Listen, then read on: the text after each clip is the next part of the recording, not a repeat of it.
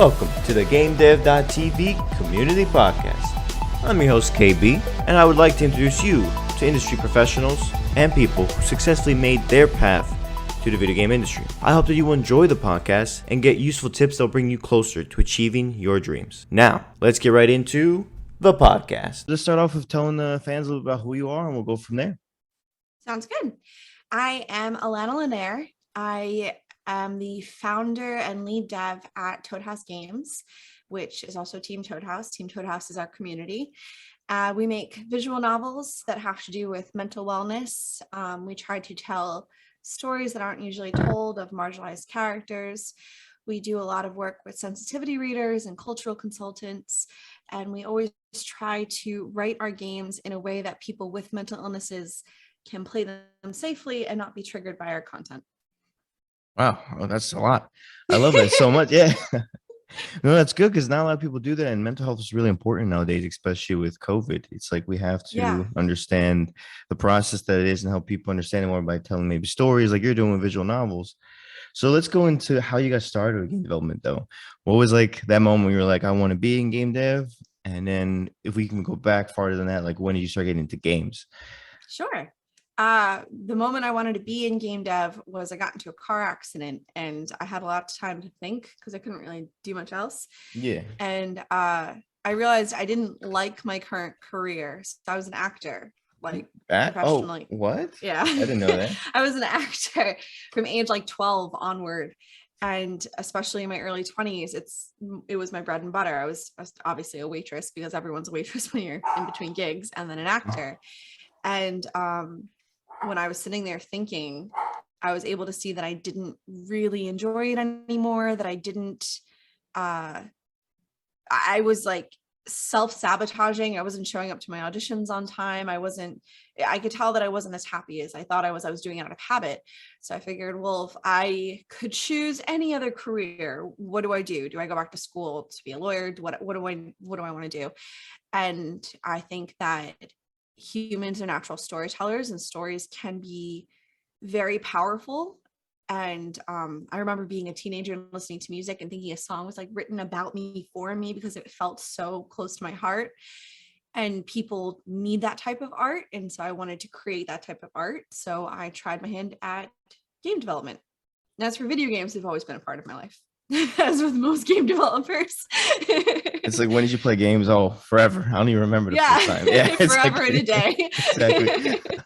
But it's interesting when you said that you were self-sabotaging, because I mean, I never really thought of that, but like nowadays too, ever since COVID hit, it's like, why work? It's fun. No, I don't know. I used to have that mentality where it was like work, 80 hours a week. I'm the best. I'm going to show up. I'm going to do whatever. Now I'm like, if I'm not really happy, like, why am I like crunching and forcing myself to like suffer just so I can feel good about it? It's kind of like that self-help thing where you're in a constant cycle of like working just so you can keep buying a product, just so you can keep feeling like you're moving forward, when really you're not. You're just doing what you think is the right thing to do and not listening to your heart.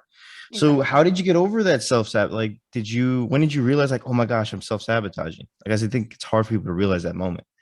I think everyone self-sabotages in certain things, and I got really good at being self-aware and observant, mostly through therapy. So when you're in therapy as intensely as I had to be because I have diagnosable mental illnesses, you're kind of forced to put a mirror to yourself and see your habits and see why you're doing it. Otherwise you could get very hurt.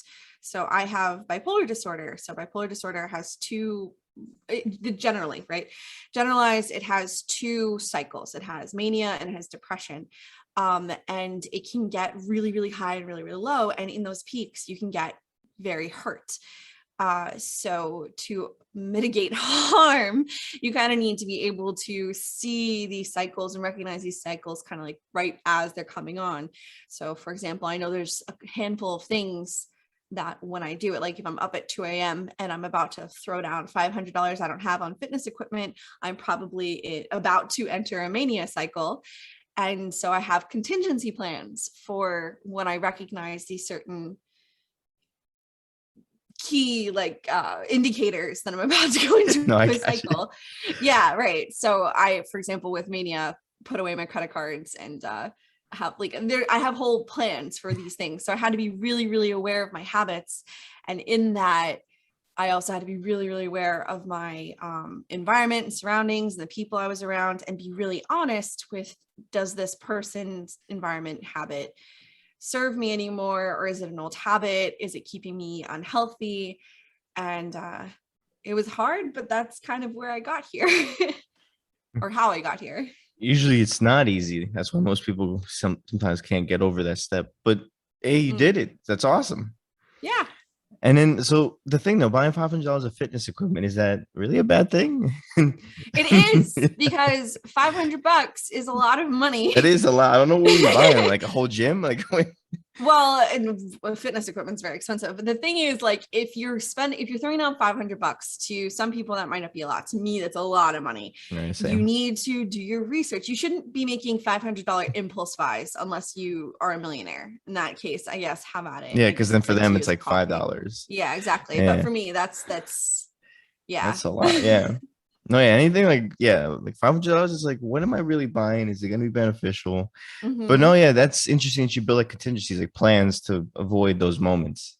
So how'd you start doing that? Was you experimenting? Like, hey, this moment's going to work for this circumstance. This one's going to work for this one. This won't work. Like, did you keep a journal I or think something? a lot of mental illness is trial and error. Keeping a journal, like you said, yeah, a lot of it's writing it down so you can, like, almost like how some people who start a fitness journey, they have like a food diary and they just write down what they, just so you can be aware of your habits, kind of like that, but for moods, so that you can, like, I'll write this date, this time I felt upset, and then you kind of start to see a pattern, or track my sleeping habits for a while. Like, a lot of it's a lot of data collection at first, as with most things, and then you do with your trained team what Exactly. you need to with that data.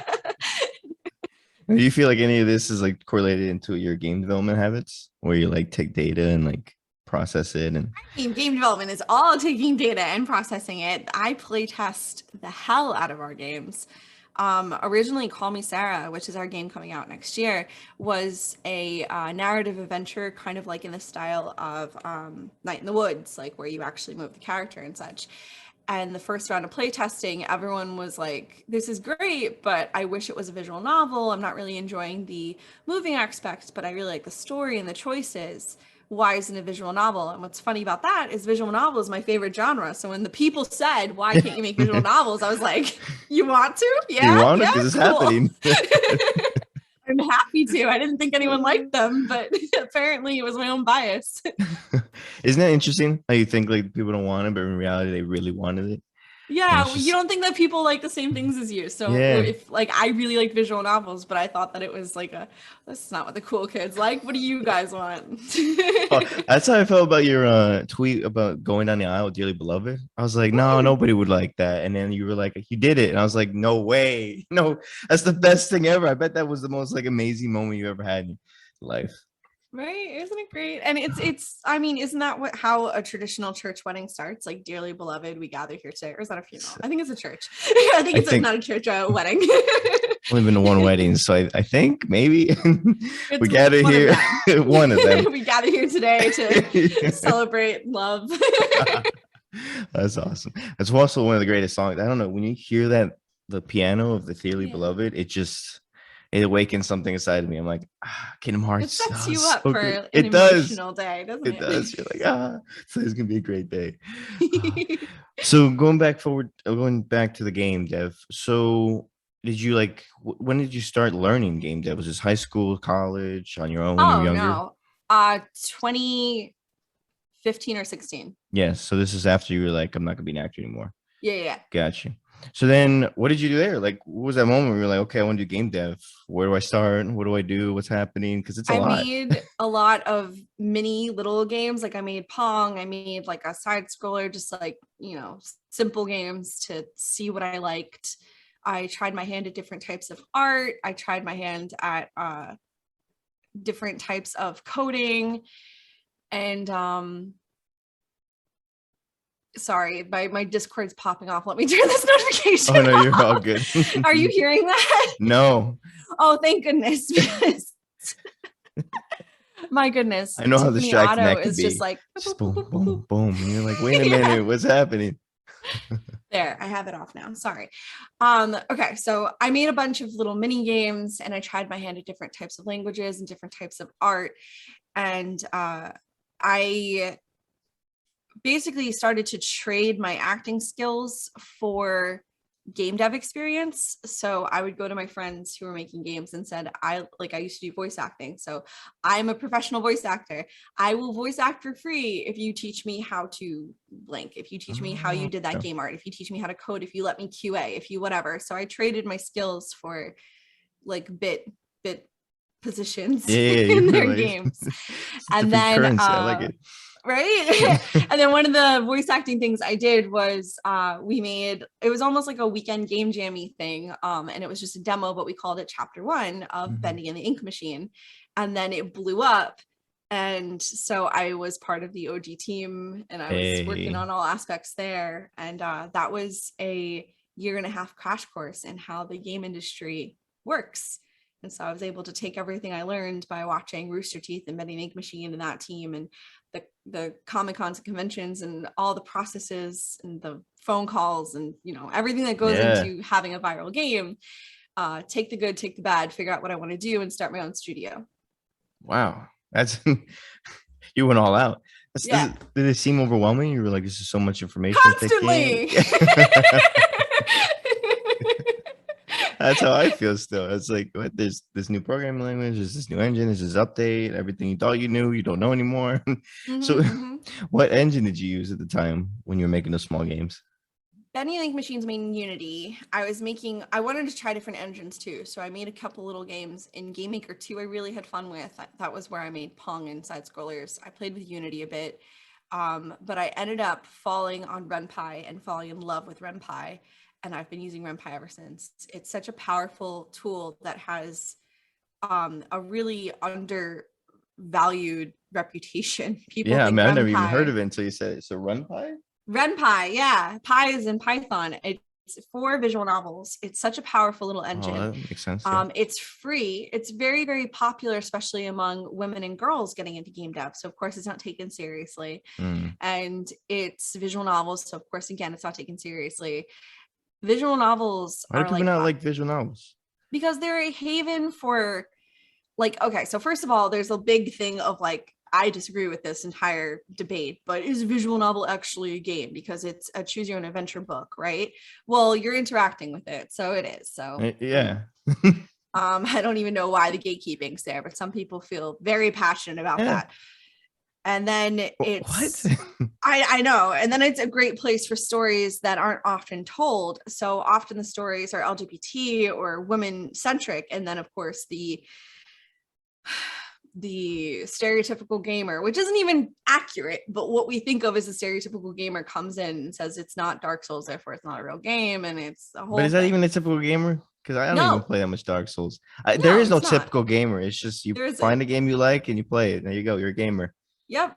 But you like do Candy see Crush it, is like, a game, and people are like, I'm not a gamer. I'm like, you're gamers. Actually, in fact, everything is games. Blackjack. When people say they're not a gamer, I'm like, you literally are. You just don't know you are. You just... So yeah, it's interesting how like people think. There could be a whole science behind it, but I guess they don't want to associate them with like the typical gamer, which is the basement I don't even think it's that. I think it's that they thought like they don't feel like they have permission to use that word, because I've had plenty of conversations where there's a woman who has more hours in Candy Crush than any of my friends playing Overwatch, and yet she's like, well, you know, I'm not like a gamer, like I don't have a PlayStation, I just play this little thing on my phone. It's a game, and you invested so, like, you were skilled. Like it frustrates me. Yeah, that's why I'm loving it now. I feel like ever since 2020 and everybody was staying at home, it's like games have become like the cool thing, the mainstream. If you're not playing games, yeah, right. It's like, whoa, this is awesome. Finally, and Kingdom Hearts 2. Recently, I've been seeing like so many people posting. I'm like, wow, all right, we made it, guys. I was there when it was cool for just me and a couple people. Now the whole world loves it. Soars and Smash. It's a great day. People do get very they have feelings about that though, because they were made fun about it and for so long, and then they feel like, well, now you think it's cool now that it's mainstream, and you know, and I get where that hurt comes from, but also I just think it's awesome. Everybody's Yeah, now. exactly. Just think Yeah. it's awesome. Just let it go. I'm sorry you were hurt, but just let it go. Yeah, just, exactly. Just let it go. It's gonna be okay. I promise. Mm. Okay, so now when you're learning all this stuff, what is the time frame? Is it like a week? Is it a couple years? Is it a month? Like when you started like learning the programming or Months, if not like a year or so. I'd say that I would make a playable short game maybe once a month, but that would be like a Pong copy or something. Like Mhm. this is not anything. It's not like Dark Um, Souls. no, it's not like Dark Souls. But for my games that I like publish and sell, the vignettes for Call Me Sarah are about an hour long, and I don't know how many words, but you know, they're dense games. Um, and they all have different branching, because remember, with a visual novel, every time you make a choice that matters, those are two more stories you need to write, and then it branches again, those are four more stories you need to write, and they need to be unique. um so I'd say maybe 4 months for each of the vignettes. And then Call Me Sarah, I've been making on and off since 2015. And it's hopefully coming out next year. It's due to come Fingers. out next year, but you know, fingers crossed, because Yeah. game dev. Yep. Game dev, you never know. Yeah, It's, it's crazy industry. It's like the best and the worst at the same time. it's a very young industry, so it has a lot of growing to do. Hmm. It does. It's weird because I started thinking about it lately, but like a lot of things are very young in the span of like when technology was born. It's just like, oh, so these games have been like doing it wrong, maybe Call of Duty. But I'm like, the games only came out 20 years ago. And compared to most things in life, that's really not that long. Mm-mm. But it's just interesting, like our time frame, how we think of things, and we think everything is just forever. Like, oh my God, games been around for hundreds of thousands of years. I'm like, games have, but not the game industry. And No, not yeah. video games. So it's like we got so much more time. People are like, oh, it's the end of games. I'm like, it's just the beginning, guys. It's just like now people think it's cool. The way like 50 years from now, and everybody's gonna be playing VR games, visual Yeah, I don't novels are even gonna think be it's going to hype. be like a gamer thing anymore, because Yeah, no one who goes to the movies calls themselves like a movie person. They that's just go to the true. movies. Everyone Yeah. goes to the movies. Everyone's going to be playing games, and the gamer thing is going to be a very old word, I That's think. gonna be a weird world. Could you It's going to imagine be like all cool the older though. adults? Yeah, all the older adults are gonna be like, yeah, I just played like Last of Us 4. And I'm like, what? No Oh, it's way. killing me how there's teenagers who are just like, "Oh, you're from the heyday of video games. Like, could you tell me what it was like when Pokemon first came out?" And I was like, "Yeah, I can, but you need to speak to me differently. I don't like this." I'm not old, I promise. I remember the name perfectly, but my tone. Oh my God, that dang Pokemon. I remember when it was just black and white. Right? Oh man. And now have you played the new one on the Switch? Yeah, It's like three. Yeah. Oh my goodness. We've come a the long, open world long way. type Yeah. thing. I Yeah. was like, this is wild. I got what I Mm. wanted. I remember being a kid and being like, I want one day where it looks like the show. And I was playing it. And I was like, yes, I got it. Yeah. Now that's the thing. How do you feel about games back then versus now? Because if like people care more about the graphics than they do about the storytelling, and the games feel like hollow. I'm I just think curious. certain gamers care more about the graphics than the storytelling. I'm very rooted in the indie sphere. So indie games absolutely are story focused. Even if they've got a cool mechanic, it's usually there's some sort of like, to the point that it's almost a trope, that there's some sort of twist or some sort of like metaphysical something of the ending. Or so in my realm of the game industry, the story very much matters. But I mean, if the game looks pretty and you want a pretty game, have at it. I love just walking in Breath of the Wild and just It's beautiful. looking at all Yeah. the pretty, watching the Yeah, sunrise. it's beautiful. Yeah, I don't get why people say that too nowadays. And I think about it because of the indie like space. There's so many games. It's Mm. just like I think people are just so like, okay, these are the only games out there, the AAA. And I'm like, that if you just go on Steam and like look for like 10 Itch minutes, is like a itch anywhere. haven. Yeah, there's a bunch of games. Just take 10 minutes. Oh no, I'm just gonna go and make a 20-minute video about how this game sucks.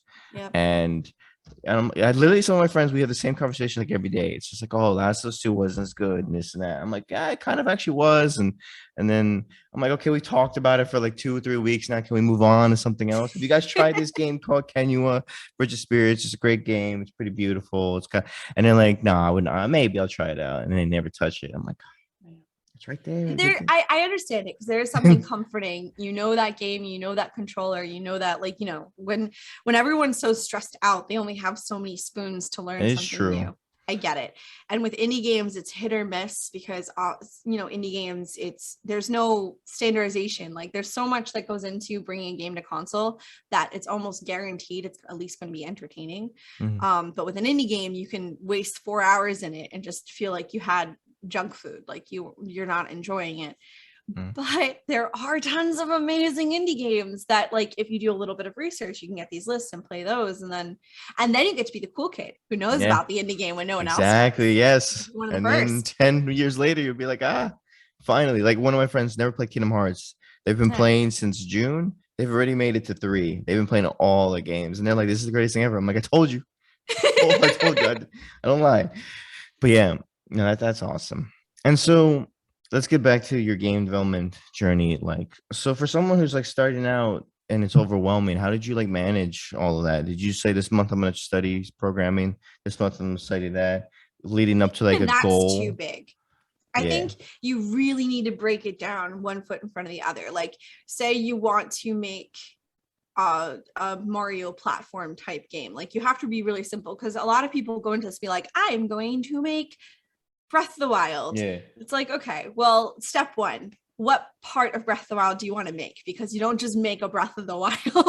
Yeah, That's a that's team of hundreds. that takes a long time. I don't think people realize that too. It's like, no, you don't understand. Like there someone spent the whole year just making character models. Just Just making that. the apple that you make Yeah. baked apples out of. Like, Just one person for a year. So yeah. like you think you could do that in a year with all the other stuff going on in your life? Yeah, exactly. So you Yeah. need to break it down. Well, what part of the game do you want to be? Well, I really, really like the cooking part. Okay, cool. So do you want to learn how to like make 2 ingredients and make a new item pop up? Let's break down that mechanic and let's figure out a simpler way and simplify and simplify and simplify until you learn that before you can learn how to the mechanic of making the apple a baked apple, you need to create an apple. Well, do you want to try your hand at making a 3D model apple or a 2D model apple or a drawing of an apple? What style? Focus on that bit. And then if you decide, you know what, I hate this art bit, great. Well, that's a whole branch you don't have to worry about. Yeah. Hire one of your friends or barter if they're like friendly, you know, if it's a friend you can barter, or if it's not a friend, make sure you pay them. And then make that thing, and now you have your little assets. And so you have your apple, you have your baked apple, you have your pot, all the art assets, because you need all these things. It's not like you can just click a button and then well, I'm just going to make the apple baked and I'm sure the computer does it. No, they're two No, different yeah. like drawings. So you have all your things. So now you can play around and you get to decide, well, let me try to make it work in Unity. Well, I hated that. Let me make it try to work in Game Maker 2. I hated that too. Let me just tell a story about the apple's journey in Twine. This feels better. Let me try. Like, keep on trying until you get one that feels like I'm having fun with this. I'm getting that little creative spark of joy, and then do more of that, because game dev has so many different assets and there's so many different things that go into making a game. You really need to figure out which handful of things you enjoy or you're interested in or you don't hate before you make a bigger game, like most people very naively but genuinely think that they will their first go around. Yeah, it's because it's exciting. It's not Yeah. exciting to say, "Hi, do you want to make one apple?" Because you feel like maybe you can't show that off to people. It's like, "What have you been doing?" I'm like, "Oh, I'm making an apple for my games. It's taking me 2 weeks or something." But no, it's like it's okay. Take time because that Yeah. apple that might take 2 weeks then might take like an hour when you're really good at it. Then you can start making more complex stuff. But it's just like enjoy the process, the slow stuff, because if you're good at that, then all the complicated stuff becomes easier and you don't get frustrated. But I get it. I get why people get so hyped on that. Like, oh, I want to make the next WoW. And I'm like, no, don't make WoW. That one's a little too Especially much. multiplayer. Don't do Yeah, no, multiplayer first that's off. it.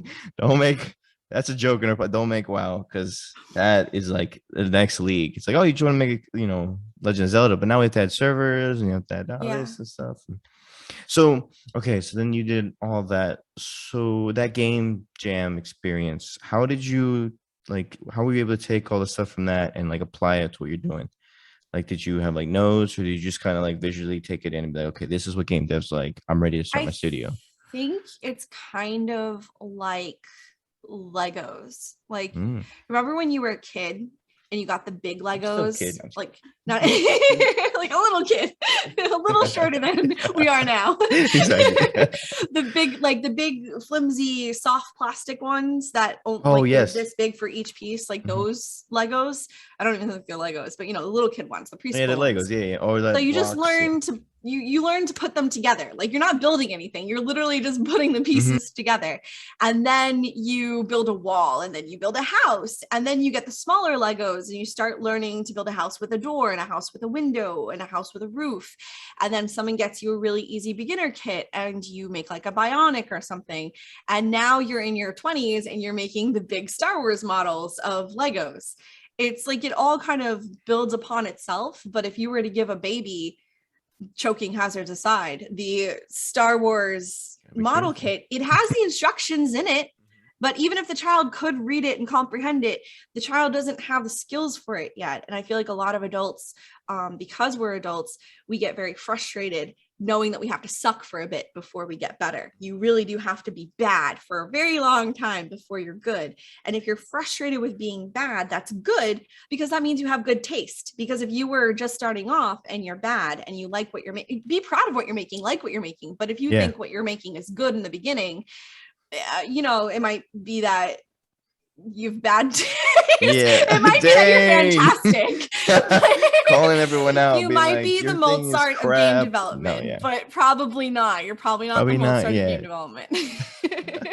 But I like what you said where you can comprehend it, but you don't have the skills about it. Because I feel like Yeah. that happens sometimes when I'm doing like complicated stuff. It's like I kind of know what I need to do, but I just don't know how to write it in like code, or I don't know how to Yeah. make the actual app. So I don't know how to, but I kind of get it. So it's like that's where it gets even frustrating, I guess, because you kind of know what you need to do, but you can't do it. You're literally staring at the blank screen, being like, "Where do I go from here?" Mm. But I guess it just means you're missing skill sets. Then Yeah, it's and not you that you break it don't know down what you're further and doing. further and further Mhm. until you have the thing and you're like, actually no, that sounds like I can do that. Okay, so let me do that one and then let me learn the next step.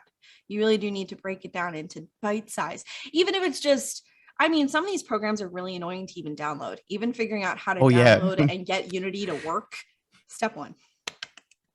woo, we did it. That's see, Unreal is the hard one because you'll download it and you'll do something and then you'll mess up. You'll move a script into a different folder and then it won't like work. It just won't find your header file and you're like, I just want to get to the actual learning the game dev part, not fighting the engine. But yeah, so those are little small things that happens to you. You just gotta fine tune all those skill sets, even downloading the engine. I But was once you once get it, I making an promise. environment in Unity and the tree became a light source and I didn't know how to undo it. So I just wrote that the tree was a light source and I just made it a story piece. Like, sometimes just roll with it. I like that a lot. The tree just became a that's great. So Magic then tree. so then going to your studio that you made, how was it? What was the process doing that? Like, did you wake up one day and said, okay, time to make my studio and then let's make it happen? I Like, what's the mean, story kind behind of. that? You break it down even further. Everything you just make small bits. So for the studio, I saw a lot of good and a lot of bad during the bending the ink machine process. And there was a lot that I thought that I can improve upon and a lot that I thought that I had the skill set to do, and mix that with a lot of games about mental health I can't play because it will trigger me. And I thought that was unfair. So it Trigger was bits and you. pieces of everything. Yeah. It's because if you think about mental illness games, a lot of the time the games are showing a person who is mentally well what it's like to have mental illness. But I have mental illness. I don't need that. So I don't need Mm, the reminder. So if someone puts that in front of me, it's almost like if you, let's say, heaven forbid, when you were a kid, your mom got shot in front of you, right? And then you were watching a movie where the mom gets shot in front of you. Doesn't that bring you right back into that yeah, I thing? And then got you're you. sitting there crying and you don't understand.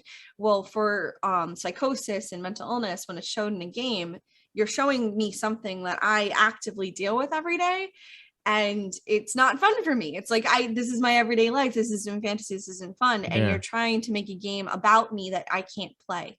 So I make games about people with mental illness, that they can play, that's not triggering, that's not upsetting. And that then the fantasy is that they are loved and seen. So instead of the fantasy being mental illness and psychosis, the fantasy is the person with mental illness is then loved and seen and accepted. So in Good Luck and Home Cooking, Amira gets a little self-harmy, and immediately I have another character say, like, I wish you wouldn't, but I don't want you to feel bad that you did. Like, I saw it happen and I need you to stop, but I don't want you to feel bad that you hurt yourself. So can we talk about it? And that's a lovely fantasy that a lot of people with mental illness don't get. So I took a lot of the stuff that I didn't like in the industry, a lot of the stuff that I wish was there. You know, the phrase, be the change you want to see. Exactly. Yes. Ta-da. I made a studio. That's beautiful. And so how was that? Another overwhelming experience? Everything is overwhelming, friend. It is everything. You have to just accept that it's going to be overwhelming and take care of yourself while it's overwhelming. And if it gets too overwhelming, seek help or take a step back or something. It's like that meme with the it's on fire around them. You just live with it. You just become the fire. Be one with the fire. Everything is overwhelming. I can't remember a time I wasn't overwhelmed. So what advice would you give to someone who wants to start their own studio?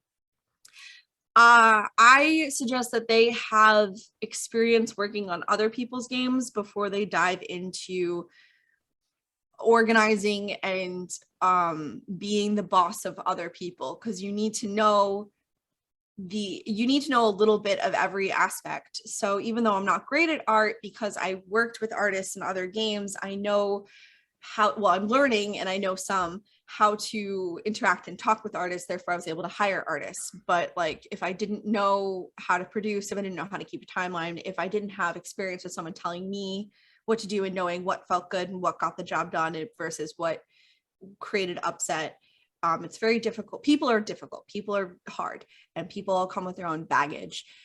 So before you run your own studio, unless you're a solo dev, which I don't really recommend being a solo dev, I think just bouncing ideas off people is so valuable, and the thing will become bigger than the parts. So it's best, even if you're a duo, just to have something else to bounce off yourself. ideas. No, it's really nice because you can really expand on some concept you had that maybe you like thought it was cool, and your friend was like, hey, you know what, let's make it even better by this, and you're like, oh, I didn't think of that, and then boom. Yeah exactly. So I don't recommend solo deving unless you're like doing it to, like, when I originally started, to learn skills. That's a lot of pain and suffering. It is. That book, it's a Game Pixels or something, and the guy who made Stardew Valley, he spent like 5 years of stress and overwhelm. Yes, but funny you bring him up. So notice that we all call him a solo dev. No, he was not, because who was paying the bills while he was doing it? His wife, his partner. True. So right. Like, even the solo devs, I did it all myself. No, you didn't, because someone was putting food on the table and someone was handling you. Maybe they weren't coding, but like, you were able to focus on something. You're right. They were like the Cuphead people who remortgaged their house. They had a house to, like, there's so much survivorship bias in this industry. There is, and everything actually. And we like to put people up on pedestals and be like, oh, they're solo dev and they did it all themselves. So even with Bendy, they were doing it. It's not a great. There's so many games that, like, Bendy was a happy lightning in a bottle accident. Like, it could have happened to anyone, and it's great that it happened to us, but it could have happened to anyone. Same with Cuphead, same with all these. It's not that they were lucky. Well, they were, but it's not that they were just lucky. It's not like it was only luck and it was like they won a lotto. It wasn't. It was a lot of hard work and blood and tears. But there are a lot of studios that do the same thing and do everything right, and no one plays their game and no one knows about them, and their game falls to pieces. And they have a second mortgage and debt because of a game, because of their dream, because they hear about these stories and no one goes, hold up, this is the good one. There's many, many hundreds of others that did the same thing and didn't get that same outcome. So anytime someone brings up Stardew Valley, I just need to say the little, like, forgive me on my little soapbox for a minute, but like, no, you're all it's good. So important. So it gets me curious, how can we prevent people from like getting in a situation where they followed what that person did, getting burnt out, making a game that should be just as good, but nobody hears about it. Like, how can we help mitigate that risk so that nobody? That's a hard one. That's kind of what I try to do. Like I'm a bit of a wet blanket when I get interviewed, because I sit like I could do the whole like, yes, I was on the Bendy team and we were just so great. And I run my own studio and I made $1 million for Palestine out of my itch bundle. And I did this and I did that. And I'm amazing as a person. Sure, but that's not the truth. That's like the lovely Mhm. PR thing. Yeah. So I feel like sometimes people get frustrated with me because I can't have a conversation without going, look at the dark side though. I But think it's that's important. important though. Yeah. Hmm. That's what I I try think to bring it's up with all my important. interviews. That's why I'm like, but timing in the dark side, where it's just like, look, things take longer than you think, and Mhm. there's always a bad side to the good part of it.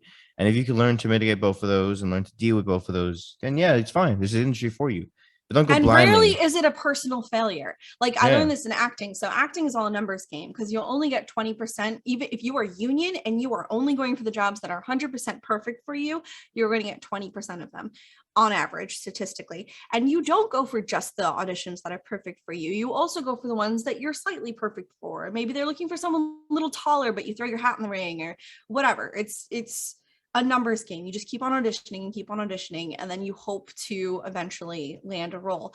But it could be down to two people, and you could both be perfect for the role, and you look like their ex-girlfriend and they don't want to work with you, therefore they choose the other person. Or you came in 20 minutes after they had coffee and they really needed to use the bathroom. So they were very, very distracted when you were auditioning. They don't even remember you. They just remember they had to pay. Like it is so people are complicated, and it's so rarely a personal failure if you don't get the audition, if your game doesn't launch. Like there's things that we can do to be smart and set ourselves up for success. But when you hear about the solo devs that made $1 million and it was all worthwhile, or the dream story of them remortgaging their house and then it all worked out, those are lovely stories, and they're important because we need inspiration and motivational stuff when we're in the pits of coding and we feel like it's all just for nothing. We need to hear those stories to be like, maybe I'll be the next one. And then it keeps you going. So the inspiration is important and we need that. But by doing those things, that doesn't guarantee anything. And it doesn't mean that you are a bad person or you did anything wrong, even. But it is just equally a possibility for you to be the good as you are the failed game. And you need to understand those risks when you go into it, and you need to accept the possible like terrible outcome as well as the positive outcome. So like I could take out loans for my games. I don't, because I would not be able to pay them back. I am not a mhm. rich person. I don't have wealth. I don't make much money. Like So most people in the I game industry. Right, like most people Yeah, in the game industry. So I came up with the vignettes, because the vignettes are shorter games that I'm able to push out quicker, that give me a little bit of cash flow and build trust while I'm making the bigger game. So you come up it's a with smart business creative move. solutions. Hmm. Sorry. So it's a smart business move. Oh, thank you. Yeah. See, there you go. See, because you understood the risk, so you started making smarter choices. Right. And so that's it. That's really it. Instead of being like, I'm gonna spend thousands of dollars, hundreds of hours, not hang out with anybody to make this one game that's gonna beat all the other ones. And it's like you're putting so much into one basket that you Yeah. can't guarantee would be good. So And yeah, maybe it is, but numbers are not in your favor. it just depends who you are. Yeah, like 100 people could be doing that. One is gonna make it. Mhm. And they're all good games. It's just nobody Yeah. hears about it. It's just the way it is nowadays. Now, social media and the rise of people being on those devices and sites are making it easier where games become more popular than used to. Like it's just how things are now. Like YouTubers are as popular as like celebrities were back then. It's Mm. just growing as the social media is growing. But still, it's not that many games that will reach as like some other games. Like for instance, Fortnite. There's not going to be another Fortnite for a while. And then when it does come, it's gonna be there's probably like 100 studios trying to do what they're doing, and then only one makes it.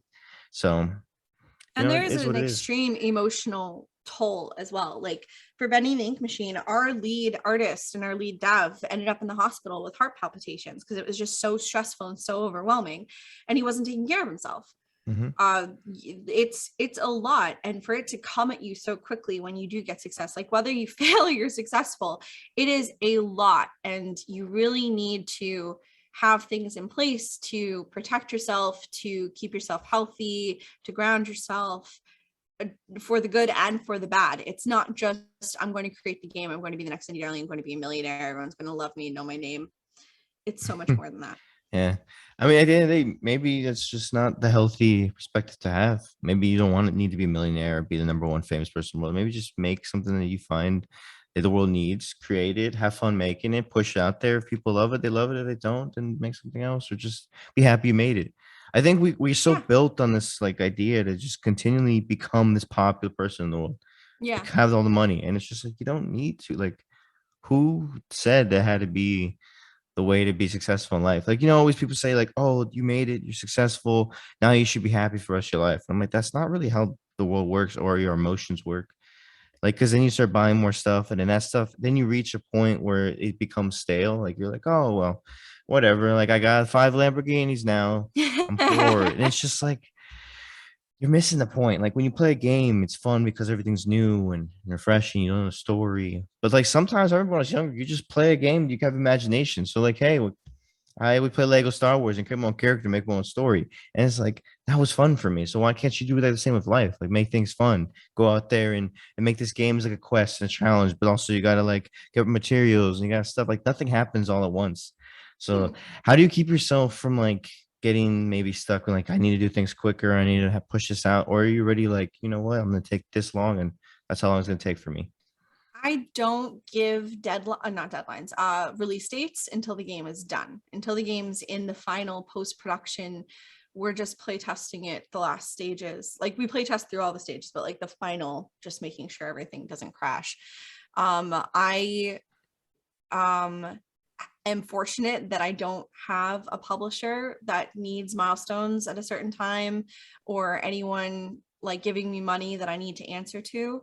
So that is a Wow, you're pro really in a of good being, situation. yeah, I mean, Yeah. there's no money and it can be stressful, but honestly, like, I this was good for me. Some people that would be Mhm. fine with, but this was good for me. I like having the flexibility, especially because how volatile my mental illness can be.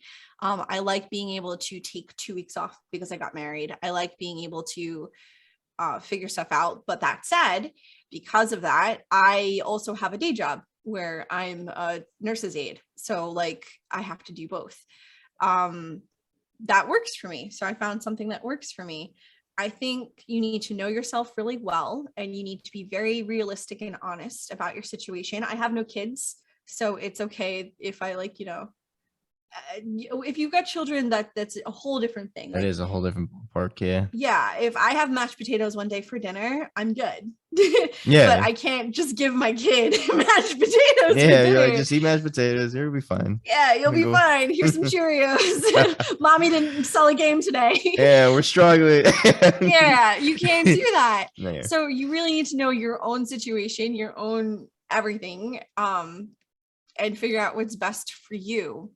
And I think looking like very often reassessing everything and looking over everything and being like, is this still working? Or is this something that I feel good about still, is important as well. You can't just like set something and just do it for 5 years and not reevaluate. It's a lot of work. I mean, if it wasn't, just, get a job working for someone else. If you want your own studio, it's a lot of work. That's the best advice right there. It's a lot of work. Honestly, If you want it, not do it, yeah. go get your own job. It's a lot of work, Yeah, but it is a there lot of are work. trade jobs like a plumber, electrician. They are always in demand. They pay very well. Like, you can make a decent living doing it. You have a skilled trade that you have. It's only like a year and a half of trade school or associate's college. If you want stability, do that. Don't make games. Nice. Boom. We're done with the podcast. It's over. Don't. No, but that's realistic advice that a lot of people need to hear, because they might be thinking of making the next Fortnite, when it's like, just make small games. Think of your situation. Maybe you have to study for a whole year, but you have like so much work to do because you have to pay off. Maybe you have a kid. Like, be realistic. Now, did you always have that mentality, or did it like kind of happen because of your like situation? Let me think. I always had to be very realistic because of my acting show business upbringing. So I always was very much like, if I get the part, great. If I don't, it's another audition. Like I'd audition and then I'd immediately forget about it. And I always knew that I was choosing something that was more difficult than a just like go to school, learn a thing, get a job at a like, more traditional Some of situation. those are pretty easy compared to game dev. Like I didn't realize it. Like I wouldn't say everything, but some of them are like you just go, you kind of pass by, and you get the job doing like whatever, and then you go home. And Yeah. then like this game dev, like you need to learn things and understand them and solve problems and think of like, especially because of programming, you got to think of like how can I do this memory management. And I'm like, Hmm. people are like, so you're always studying? And I'm like, yeah, because new stuff come out. I'm still not good at certain things. Like, yeah, this is game dev industry. I'm like, it's a lot of artists too. Like one of my friends, is an artist, he's constantly working. It's like that's the Yeah. creative industry. If you want to do something creative, and you got to do it all the time. If you want to just Yeah. get by and like a regular day job, then yeah, you can go BS your classes, go to do your work, and just when you have to show up, you perform well. And honestly, there's no shame in that. And That there's is not no that nothing is a wrong with great that. life. Do But again, it's a realistic it. part. The game industry is a mess. You got to do a lot. You got to go in there and weave around these engines and different like some circumstances work for others don't. You'll learn that if you watch those what are they called? Not TED Talks. What is the game industry version of that? They're I was just watching one earlier. GDC talks. Yes, there you go. Yeah, GDC talks. And then like one will say another thing, other one will say something different. But yeah, like that's a great place to go. You can learn Mm. so much. So yeah, game And we're just industry talking about the aspect of making the game, never mind selling the game and from having a standing in the promoting industry it. and networking and getting to know people Yeah. and keeping connected and Yeah. working with influencers. Like once you just make the game, congratulations, you made a game. But like if you want to then make money, that's a whole another 10 branches that you need to get through. It's not just making the game and learning how to make the game. It's a lot. It's a lot of work. It is. And then there's the safety aspect, and Gamergate was very recent. And like do you grow your social media so that you become a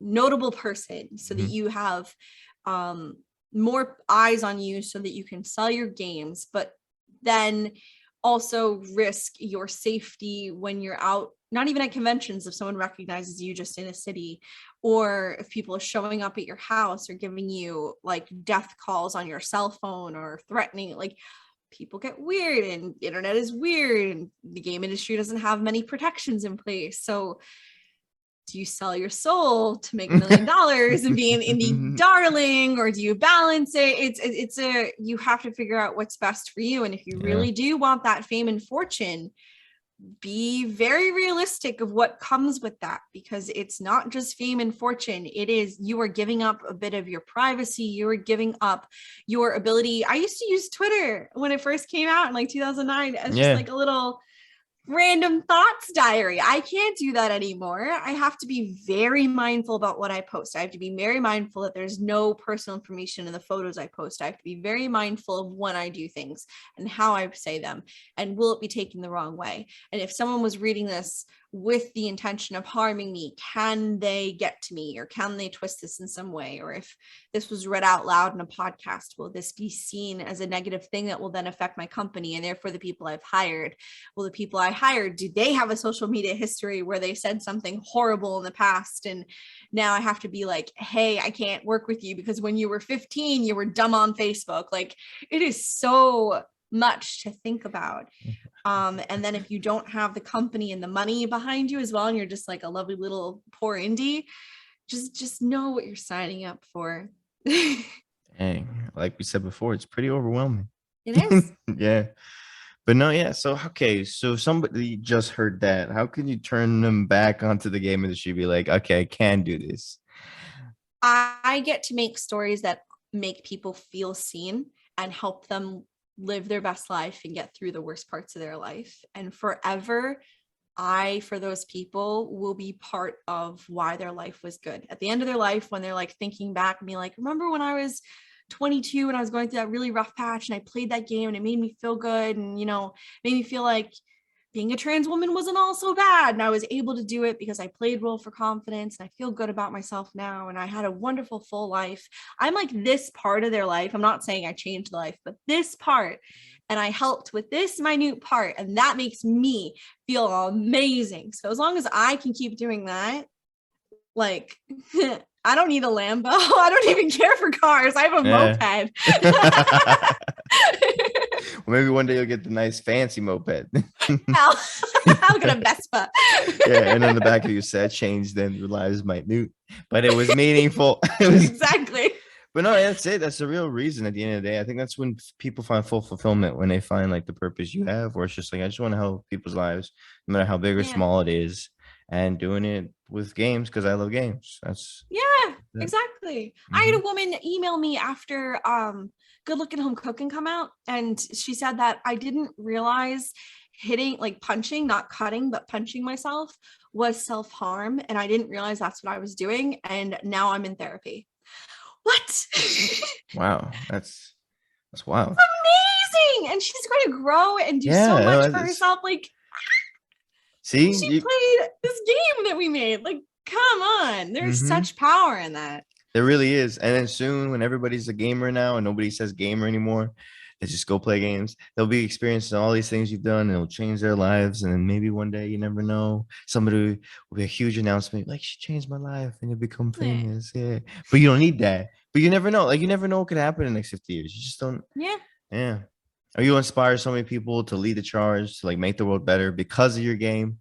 Like, it's so impactful what we could do. And people think like, oh, it's just a small game, but like, you don't know, that small game is played by one person who then shares with other people, or their experience with that game meant something. So then they affect 10 people's lives, and those 10 people affect 100, and then 1,000, and then 1,000,000. It all started with your game. Honestly, art's so powerful. Yellow Card has this song that is like on a B-side of one of their albums. I don't even know the name of it, but it's about 9/11. And they played it at 2004 Warped Tour when it was in Randall's Island. And they asked us for permission because it's near like the tri-state area. We're all from New York, right? So Randall's Island's in New York. And they asked us for permission before they played it. And it was so healing. I listen to that song anytime 9/11 comes up because that's a very hard day for me and a very hard anniversary for me. And now I'm 33. I still listen to this like B-track song, and it meant so much for me and gave me so much healing. I bet they didn't mean that. Like, art is so powerful. Do it for like the art and all that. But not for the money. Don't do it for the money. That's so beautiful. We definitely got to end on that, because that's just, oh, I love that. So usually at the end of the podcast, I'll ask the guests to do a little challenge. So can you come up with a short challenge? You take your time to think about it, just for the listeners, so they can get their hands dirty after this podcast and go create art. Yeah. Okay, I've got one. Like a making your game type challenge. Yeah. Okay. So I challenge them to write, not even coding, not even a game, but write out a branching choice narrative story, like a short story where there's at least 2 or 3 endings. And at every choice where the story branches off, you have to write out the dialogue, that it's meaningful to the player, and that they equally want either or. Not like a good one, this is obviously the best choice, and then like a whatever one, but 2 powerful choices that when your player gets that part in your short story, they will be sitting there biting their teeth, trying to figure out biting their nails, trying to figure out which path they need to take to figure out which ending they want. So a branching dialogue story, short story with at least 1 choice that it's equally good choices and 2 different unique endings. That's a great challenge. Oh, I can't wait to see what people do with that. Yeah, I got to try that too. Come up with my branching story. But yeah, so thank you so much for coming on, Alanna. This has been great. Challenge was great. The story was great. And definitely the whole create your art is just, I'm going to remember that forever. Anytime I get down, I'm like, you know what? I'm doing this because I might change someone's life, no matter how small, no matter how big. Yes. And then I'm going to play Dearly Beloved in my wedding because it was the greatest idea ever. walk down the aisle to it. And then for our rituals, we had Studio Ghibli music. Like, yo, no one knew what it was but No. me and him. But And it that's felt all so that good. doesn't even matter. All that matters is you know what it is because it's Yeah. your day. Oh, I love that Exactly. so much. And congratulations on your wedding. Thank you. You're welcome. So at the end, I usually like to hand the mic to you to just do any last minute shout outs, quotes, tips, whatever, however you want to end it off. And thank you again for coming on. And the mic's all Sure. yours. So we're Toad House Games. You can find us toadhouse_games on Twitter or Team Toad House on Twitter. I'm Tybawai, Tybawai. Our game is wishlistable on Steam, so it's Call Me Sarah. Sarah is Cera, and our vignettes are releasing on itch, so toadhousegames.itch.io. And I really cannot wait. If you make visual novels, send them my way on Twitter. I cannot wait to play everyone's visual novels. I love that genre. I love those games. I'm making a course next year that will be very beginner friendly on how to make your first visual novel. So if you feel stuck, just give me a few months and I will be making it. I'm working on it right now. But if you manage to make something in the meantime, I would love to play it. Please send it my way. Well, that's it. Thanks for listening. You can find all courses at GameDev.tv or in the show notes at a discounted price. Get started with your game development journey today.